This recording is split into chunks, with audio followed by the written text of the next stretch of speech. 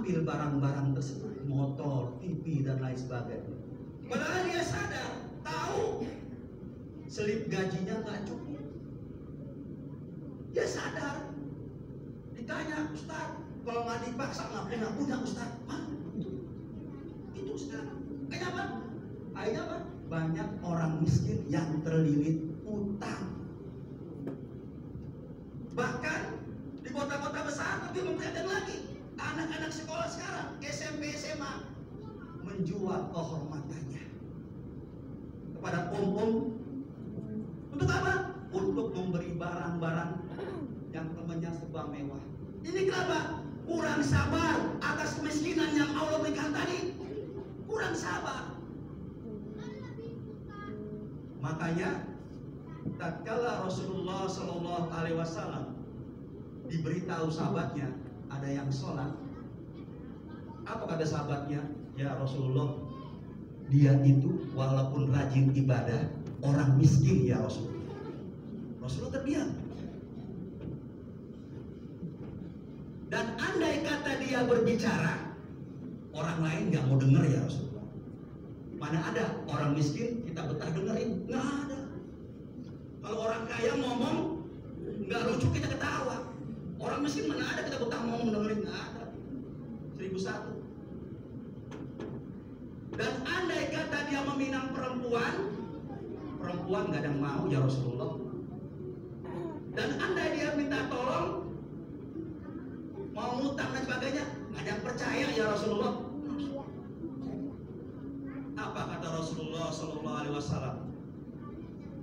Hada khairum milkil ardi mislah hada. Orang ini lebih baik kedudukannya dari isi dunia ini. Jadi kalau kita miskin, sabar atas kemiskinannya, tetap beribadah pada Allah Subhanahu Wa Taala, kedudukannya lebih mulia dari isi dunia ini. Lebih mulia. Yang kedua, perwujudan takwa kita. Tatkala kebetulan Allah kasih rezeki yang banyak sehingga kita jadi orang kaya, bersyukur. Apa itu bersyukur? Mengaku atas pemberian nikmat Allah lantas dibarengi dengan ketakwaan. Artinya apa? Kita ucapkan mulut kita alhamdulillah, Allah percaya pada kita untuk menggunakan harta kita di jalan Allah. Lantas kita masukin kepada yang memerlukan. Jangan mulut komat kami alhamdulillah, alhamdulillah. Tapi pelitnya 17 setan. Minimal kotak amal lewat macet. Jangan sampai kotak amal lewat lancar. Minimal macet, kita harus macet. Apalagi bulan yang mulia ini yang Allah kasih sayangnya luar biasa, berlipat-lipat pahalanya. Rugi. Jadi orang bersyukur itu peka dengan keadaan, nggak usah diteriak-teriakin. Masjid butuh ini, orang miskin butuh ini, udah segera langsung peka dengan keadaan. Tidak perlu diteriak-teriakin, Pak butuh ini, nggak usah. Peka, langsung tuh orang bersyukur. Bukan kayak tadi, alhamdulillah, alhamdulillah. Pelitnya 17 setan. Ma'asyiral muslimin rahimatullah. Di akhir tausiah saya ada 2 pertanyaan. Yang pertama, mana yang lebih mulia, lebih tinggi kedudukannya? Orang miskin yang sabar atas miskinannya atau orang kaya yang bersyukur atas kekayaannya? Ulama berbeda pendapat masalah ini. Ada yang mengatakan orang kaya lah yang bersyukur atas kekayaannya, yang rajin infak. Ada yang mengatakan orang miskin yang sabar atas miskinannya.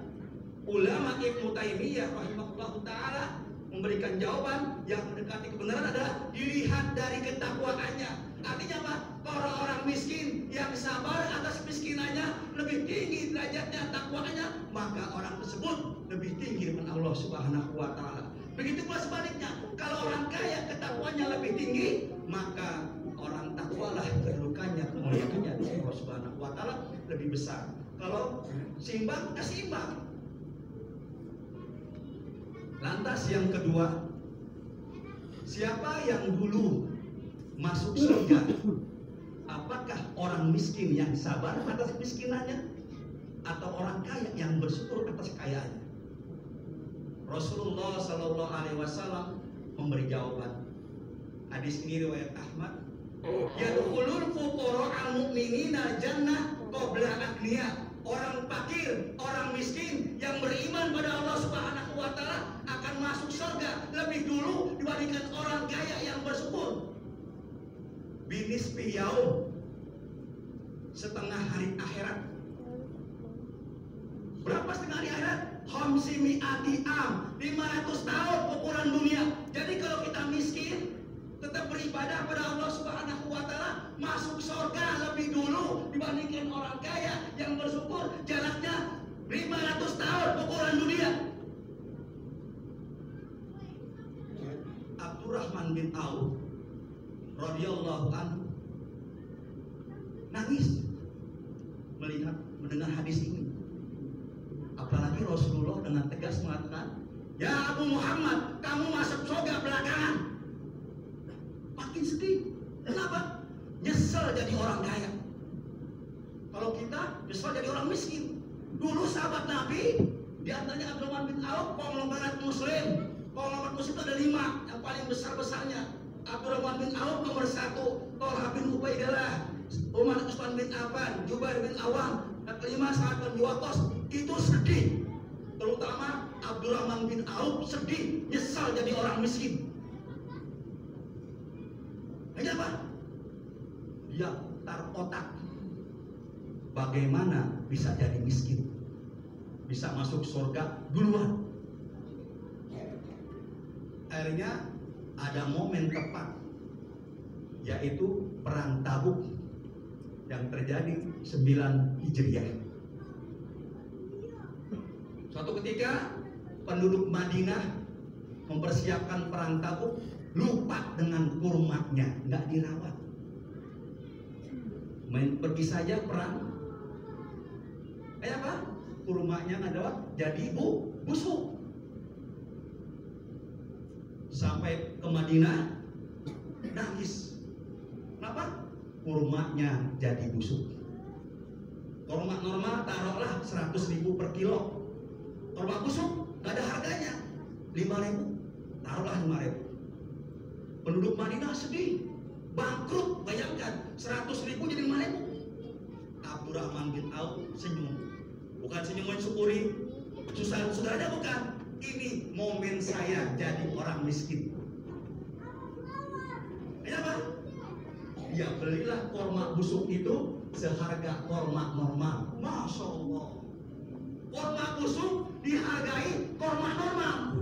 Penduduk Madinah bergembira, alhamdulillah nggak jadi bangkrut. Abdurrahman bin Auf pun bergembira nggak jadi miskin. Dia masuk surga duluan.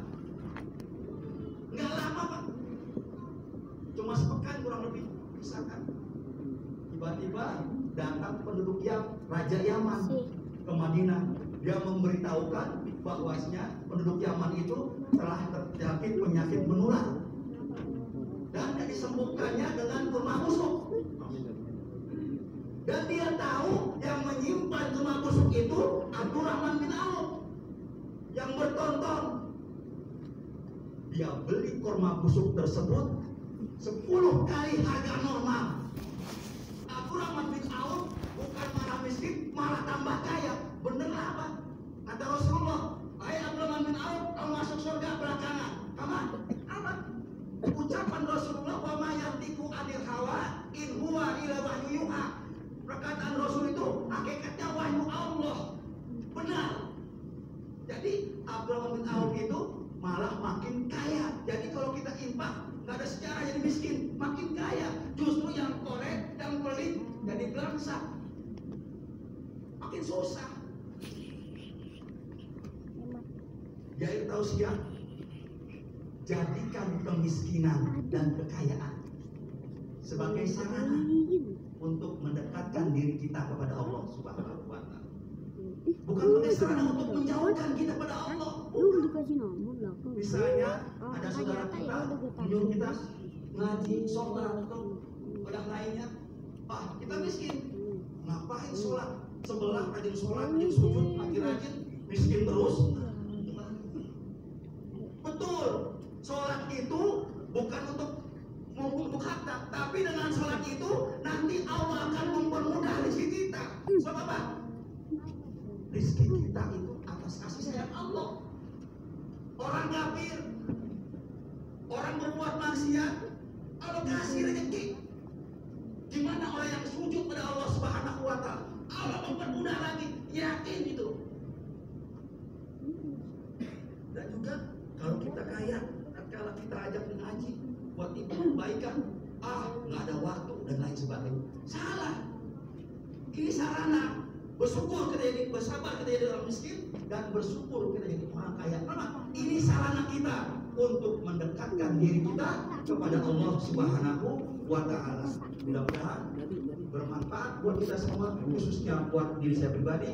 Subhanakallahumma wa bihamdika asyhadu an la ilaha illa anta astaghfiruka wa atubu ilaik.